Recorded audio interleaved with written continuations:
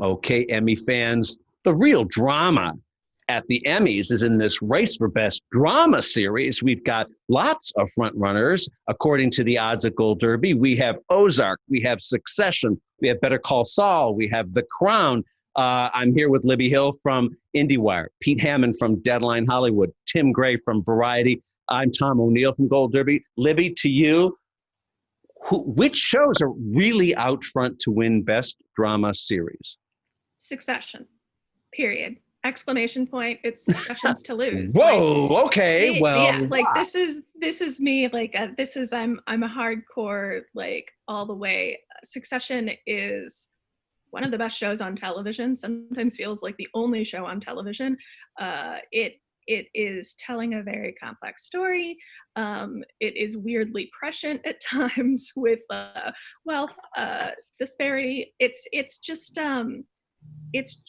television at its best. And it had sort of a little bit of momentum through the Winter Awards season, picked up Golden Globes, it picked up, I think, like several Guild Awards. It did pretty well. I think it's ready to take that next level. That said, if there is a show that will dethrone it, it will be Netflix's Ozark. Ozark has just slowly and steadily gained speed. Isn't it the most viewed drama series, original drama series on Netflix, I think? I believe so. Like, people love that show. And it is every year it reflects a little more at the awards. So my heart is with Succession. My head is, concerned, let's say, about Ozark. But Pete, we heard, we saw last year, nobody cared about Succession at the Emmys, right? But then nobody cared about Fleabag its first season, and then it ended up sweeping last year on the comedy side. Yes, I agree that Succession is out front in terms of my current prediction, agreeing with Libby, but it's old news. I mean, it aired last year. Ozark peaked recently with its latest season. The Crown appeals to the same kind of quality that Succession does, that elitism that we often see at the Emmys. And then Better Call Saul, I believe, is 0 for 32 nominations at the Emmys, but the critics love it. So best drama series, what's going to happen? Well, I think Succession's by far the front runner. It did win at the Emmys last year for writing, and us writers, we usually lead the way. So I think that Succession is ripe to take this. HBO again, yes. Much to Netflix's chagrin, which has Stranger Things, Ozark, The Crown, canceling itself out maybe within that little sphere with all of their shows. But The Crown is the one you would have said traditionally in the old Emmys would be the one to win, and it's so good. It really is. Peter Morgan's work on that is exceptional. Ozark took off, and so a lot of people saw Ozark. That's why Ozark is one to watch. And during this COVID quarantine thing, so they were really paying attention to Ozark. Yes, I think they were. And the fact that they've just announced its final season coming up as well. Everybody knows Better Call Saul's final season will be coming up too. Has another shot if they want to suddenly turn around and give it all the awards that they've ignored all these seasons. I don't think it's going to happen. I really do think Succession is the one, and HBO will continue its reign in this category. Tim, last year when we were predicting, all of us experts, this category, a lot of people underestimated Pose and didn't have it in here for a nomination. We now have 8 nominees here. I think Pose will probably be back. The morning show is doing best among the new contenders, among the new shows in terms of odds and rankings at Gold Derby. And it's a show about show business. It's a show about the Me Too movement and important things like that. We'll see some newcomers in here, but I think Killing Eve was in this list last year and is not projected to be back. Westworld was nominated last year, and we project it's not going to be in this list. What and Handmaids, of course, which is won before, is in the running here. What do you think is out front here, and why? Well, people have said, Succession and Ozark seem to be the front runners, and I think they may be right, because I know people that are addicted to each of those shows. But again, there's a special place in my heart for Better Call Saul, because to do a prequel to one of the greatest TV shows of all time, Breaking Bad, it's like they had a lot going against them, and I feel like it's kind of surprised people.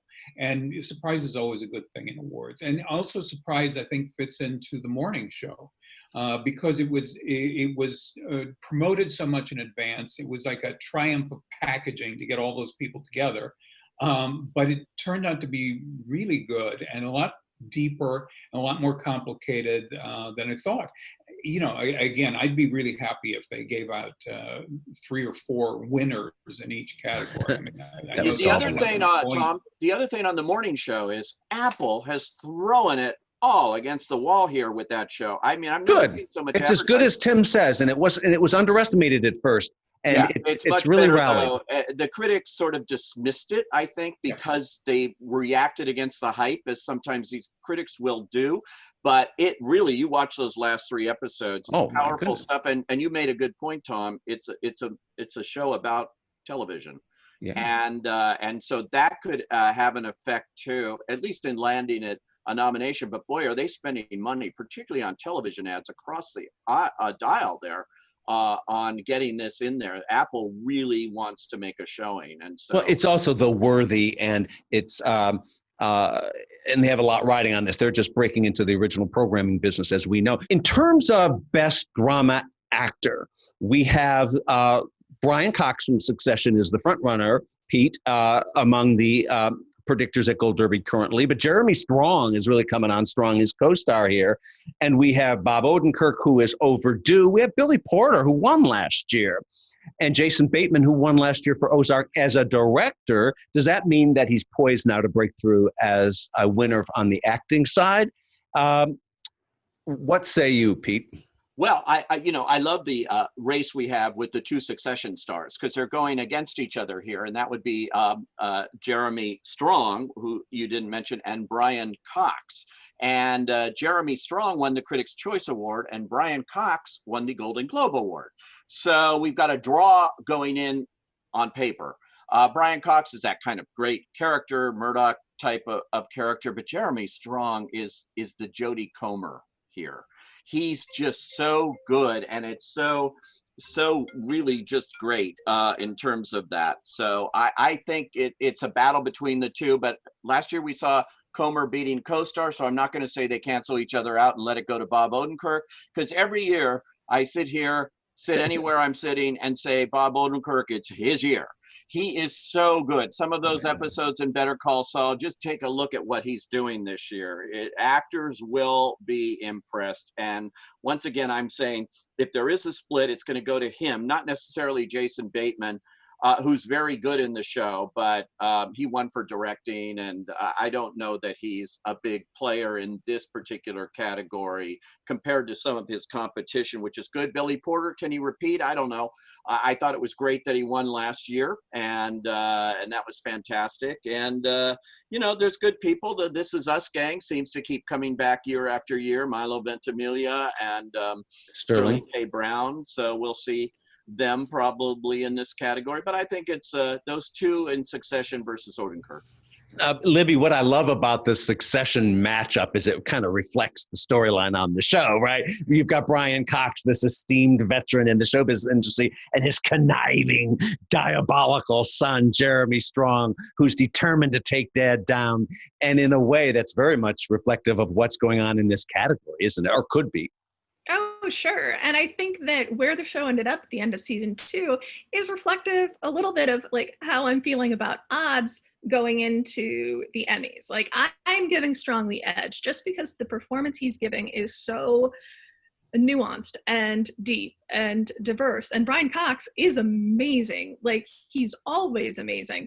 But it's Strong, I think, who's delivering a performance that I haven't necessarily seen on television before. So I just, on the principle of like giving the best performance than not, I have to go with Strong. Cox is great. but also, yeah, Bob Odenkirk. And then that's where I get a little bit of fatigue. I'm like, well, if they haven't given it to him yet, are they going to give it to him now? Or are they going to wait until the final season and do a full, like, John Hamm with it? I don't know. I don't know what's happening there. Like, I want to believe that Odenkirk is a contender, but I have to believe it goes to one of those Succession actors.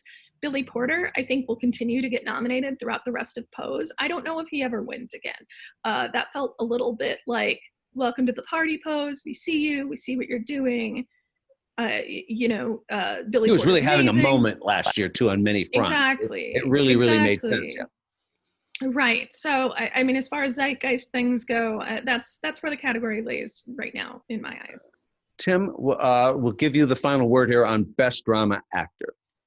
I mean, I think the safe money is on Brian Cox, but I'm predicting Bob Odenkirk, just partly because he's so good in it. And I've been a fan of his since Mr. Show.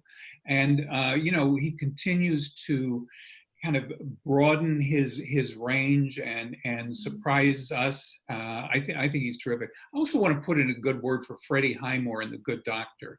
He's not been nominated, poor guy.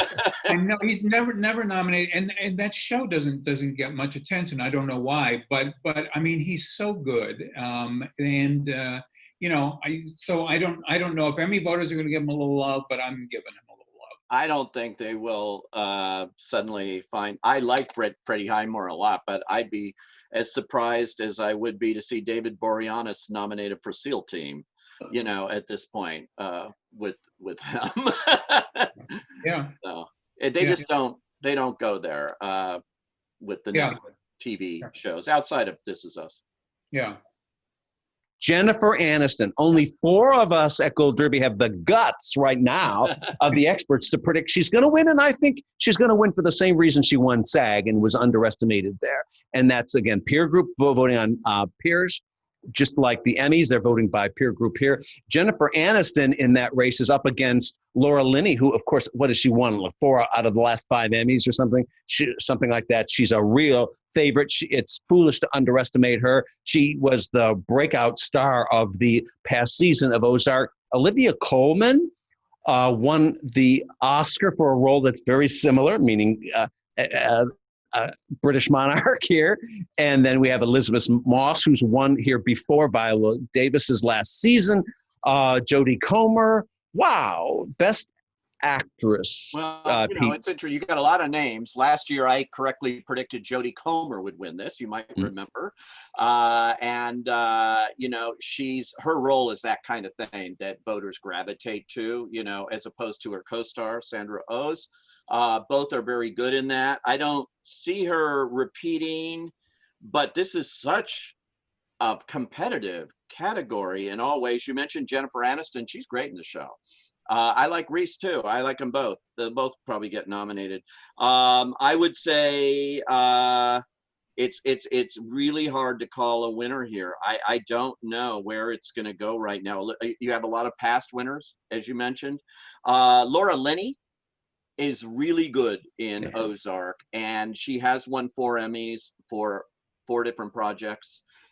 They clearly love her as an actor, so I wouldn't discount her. I would also throw out Nicole Kidman, who is in this category this year, as opposed to Limited, for which she won the Emmy, and she is playing what happens to the abused after the abuser is gone. And it's powerfully done. So, and she's a huge name, and people saw Big Little Lies. Of course, it was like so long ago, last summer. So let's see what happens here with that show now playing in the drama series categories, which we haven't mentioned yet. And I wouldn't discount it because it is a big name amongst these titles as well. Tim, let's go with you next. Drama actress. Am I just crazy to say that Jennifer Aniston wins here? The reason I'm going for this Jennifer Aniston thing, I mean, it's Jennifer Aniston. I mean, it's like this TV queen playing a matured veteran TV star on this TV show where she has to deal with the disillusionment of life behind the camera and a disappointment in her colleagues and a world gone mad around her. And I think there's just something kind of holy and special about that. But what do you think of this category? Drama actress. I think you and I both have predicted Jennifer Aniston, and because I think she's always been good. I mean, you know, she's been good since Friends, and people always liked her. And she won for Friends. Yeah, but I feel like there's a kind of a newfound appreciation for her. It's like, you know, a lot of times people take a big star for granted because it's like, oh yeah, he's always good.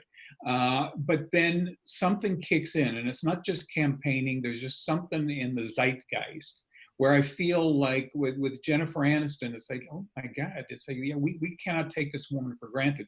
Having said that, I'm predicting her, but I also feel like, again, Laura Linney, Olivia Colman. Don't underestimate her. Yeah, I mean, you know, these are really good actresses. I mean, I think this is one of the toughest categories in all the. All right, so let's leave it to Libby here to sort this out. Yeah. You know, I feel the same way as Pete. Like, this is really another toss-up category. There are so many good contenders here. I swear, like, my top position changes from day to day. I'm not wholly on the Aniston train. I don't know if she's definitely getting nominated and she's probably going to win. I just don't know if that's the route it should go. Right now, I have Moss in that top slot, if only because she's doing a lot of cross-purposing work, by which I mean she just had a new indie come out that was immediately available on Hulu, like, so they can be seeing her in Shirley. They could have seen her in Invisible Man earlier this year. There's just a lot. Elizabeth Moss is just like right there. She's always showing up. She's always turning in a great performance. And I think it's possible she's top of mind.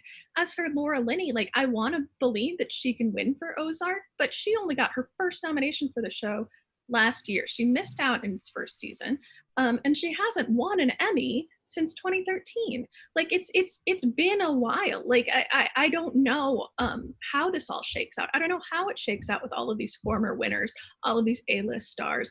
I don't know what happens in this category, which is not a great position for a prognosticator to be in, but hopefully I'll have a better idea after we get those nominations at the end of the month. Okay, so that's where we will wrap up, and that means following up on Libby's thought here, it's up to you watching this or listening to this discussion to make your prediction at Gold Derby and see if you get it right. Nominations come out July 28th. Hurry up, get your nominees in there and see if you can beat the experts. I think some of you can do that.